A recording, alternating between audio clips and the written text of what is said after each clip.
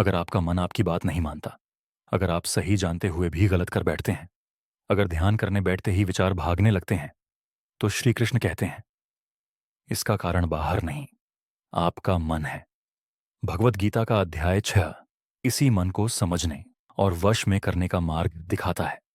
श्री कृष्ण कहते हैं कि जो व्यक्ति कर्म के फल का आश्रय नहीं लेता और बिना आसक्ति के अपना कर्तव्य करता है, वही सच्चा सन्यासी और योगी है। केवल कर्मों को छोड़ देना योग नहीं है, बल्कि कर्म करते हुए भीतर से मुक्त रहना ही योग है। श्री कृष्ण स्पष्ट करते हैं कि मनुष्य स्वयं ही अपना मित्र है और स्वयं ही अपना शत्रु भी है।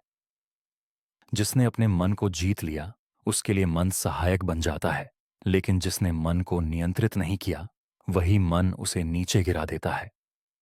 अधिकतर दुख परिस्थितियों से नहीं, बल्कि हमारे मन की चंचलता से पैदा होते हैं। जो व्यक्ति सुख और दुख, मान और अपमान में समान भाव रखता है और जिसे मिट्टी, पत्थर और सोना एक समान प्रतीत होते हैं, वही वास्तव में योग में स्थित कहलाता है। ध्यान योग के अभ्यास के लिए श्री कृष्ण बताते हैं कि साधक को शुद्ध स्थान में स्थिर आसन पर बैठना चाहिए। शरीर, सिर और गर्दन को सीधा रखना चाहिए और दृष्टि को संयमित करना चाहिए। यह ध्यान केवल आंख बंद करके बैठने का नाम नहीं है, बल्कि मन को धीरे धीरे भीतर की ओर स्थिर करने की प्रक्रिया है।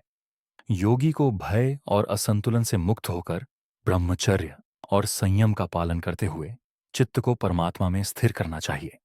श्री कृष्ण यह भी कहते हैं कि योग न तो अत्यधिक खाने वाले का है और न बिल्कुल न खाने वाले का, न ज्यादा सोने वाले का है और न बिल्कुल न सोने वाले का।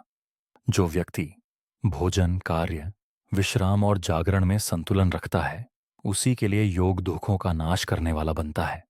जब अभ्यास के द्वारा चित्त शांत हो जाता है और आत्मा आत्मा में ही संतोष अनुभव करती है, तब साधक उस अवस्था को प्राप्त करता है जहां बाहरी विषय उसे विचलित नहीं कर पाते।